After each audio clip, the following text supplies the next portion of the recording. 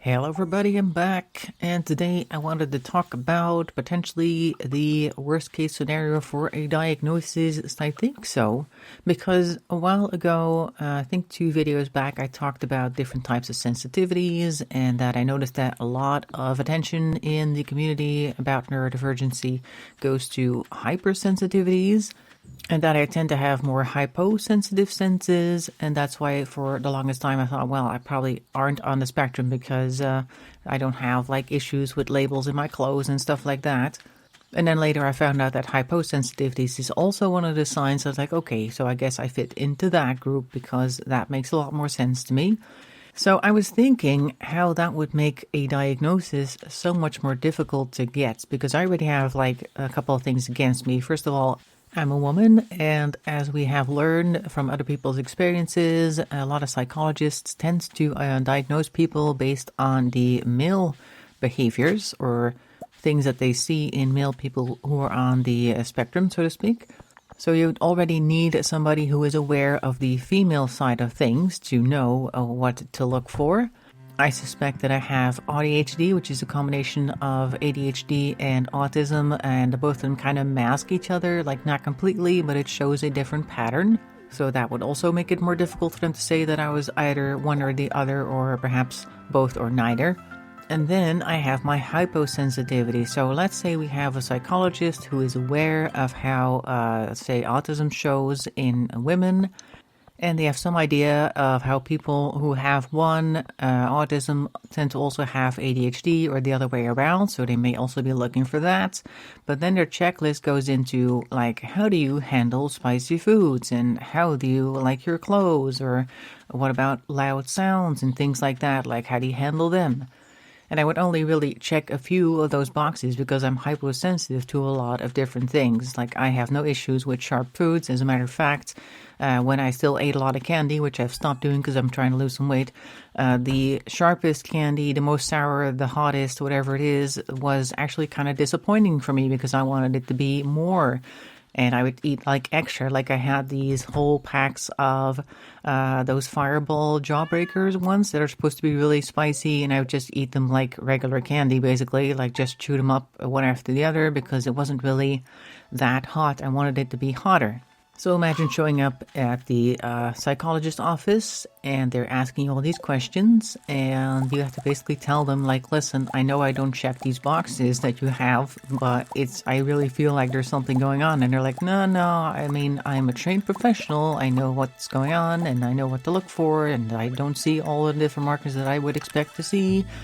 So that would make it very difficult, and I guess I could now go into the topic of, will I go seek a diagnosis? And beforehand, I already thought it might not be worth my trouble and the money, because apparently it does cost some money. I'm not sure exactly how much it costs in the Netherlands, but I do feel like you have to go to your physician first, and then you have to go and get a reference to a psychologist who is capable of diagnosing and stuff like that. That's already a thing, because I don't like using the phone. I don't like calling people. I hate phones. I don't want to call anybody. I don't want to be called. Send me a text or something. But anyway, so there's that. So I'd have to, first of all, get over the hurdle of contacting my general physician, and then showing up there and explaining all the things, and then hoping that he also agrees that maybe there's something going on so that I can get a reference to a psychologist.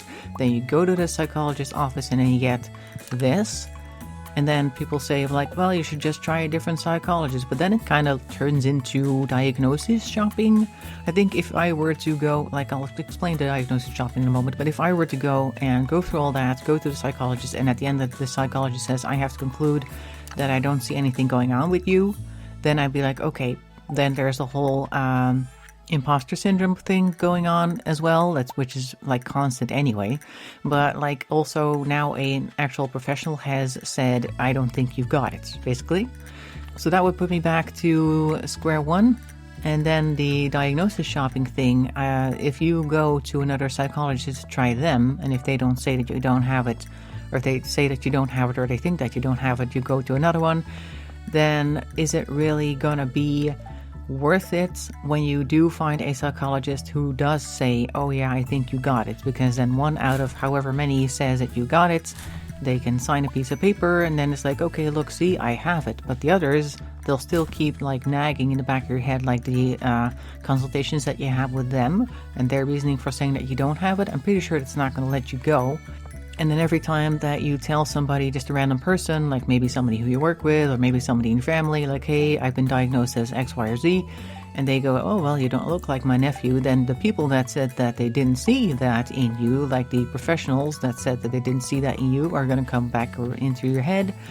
Not literally, but they'll be like voices from the past, ghosts of Christmas past, to let you know that, yeah, they also didn't see that. So maybe the one diagnosis that you did get is not really valid because apparently 3 out of 4 didn't think that you had it or something along those lines. So I want to avoid diagnosis shopping because I think that the ultimate diagnosis there would be worth less if I had to go to another person in order to get it. At least it would feel like less to me. If it's something that you would want to do, obviously do your thing. I'm not going to tell you not to do something.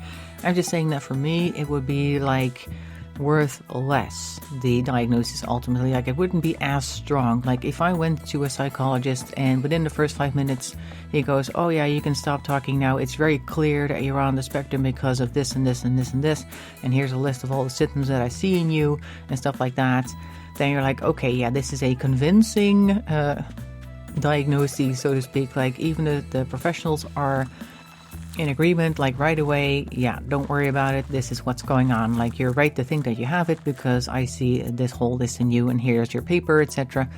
There would still be people who think that you don't have it based on their own experiences, but at least you could then say like, well, I went to a psychologist, like the one that I went to, and they immediately said that they did see it and they're the ones who are professionally trained and stuff like that.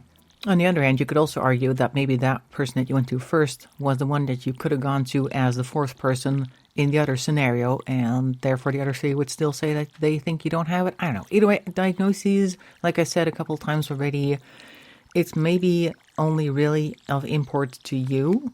And particularly if you like have needs or something that you need met and you need to have a diagnosis in order to get those needs met, then definitely you want to go get a diagnosis. But if you're like me with lower support needs, but just a lot of social issues, like my previous videos have probably highlighted as well, then getting a diagnosis without actually needing to use it for anything in particular, then it's just really for you to confirm it for yourself. Because other people really don't care what the psychologist says, to be honest. You could walk around with that paper, like show it to everybody, and they'll probably just say like, oh, they're attention seeking or something like that. And if you have to go around showing everybody a piece of paper, then it's probably not true. And you could like never show them a piece of paper and they'll still say like, oh, well, you still don't look like my nephew and stuff like that. So for me, I'm personally only really looking into confirming it for myself because it helps me explain my life, basically, like what's going on, what has happened in the past, why did I do that, why did those people do that to me, stuff like that.